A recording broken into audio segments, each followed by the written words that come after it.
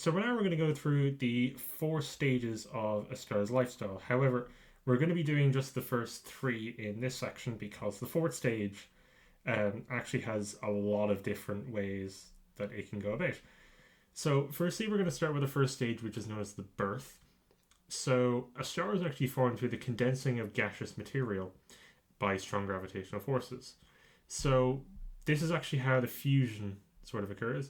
So we have apologies. So we have all these hydrogen atoms that are sort of fusing together in one tight space.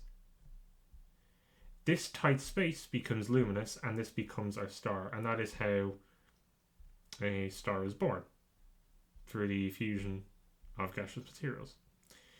The next stage is what's known as a main sequence.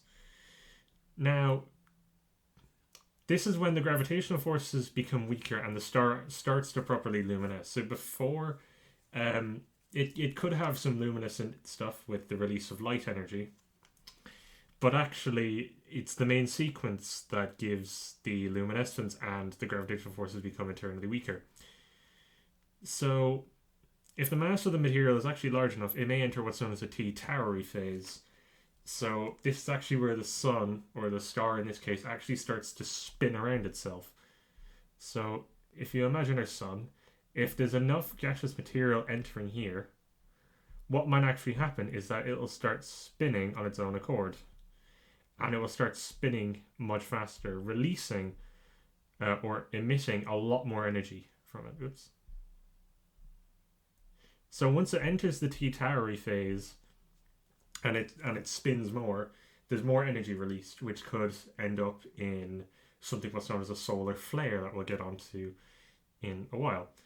So weirdly enough, as the mass spins, particles of lithium will be excreted outwards by the star. So lithium's a bit weird because it's mostly solid compared to hydrogen and helium, which are gaseous. So any sort of solid metal that appears in the list of possible things it can fuse into, which actually includes carbon,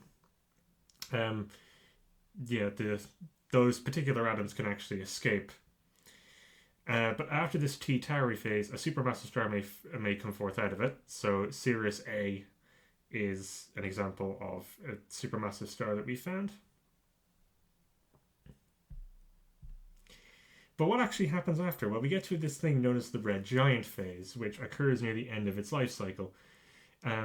It will try to fuse heavier elements, which are carbon, silicon, and magnesium.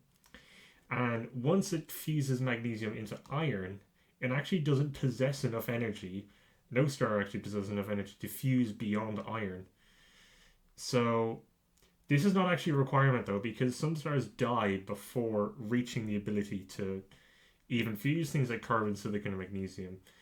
Some supermassive stars have had the ability to try fuse iron, although obviously they've gone kabloom, or gone supernova rather is the technical term for it. So this particular stage, after it begins to start to fuse iron, or the heaviest element that it can, there's actually a couple things that can happen to it, and we're going to be discussing one of them in the next video.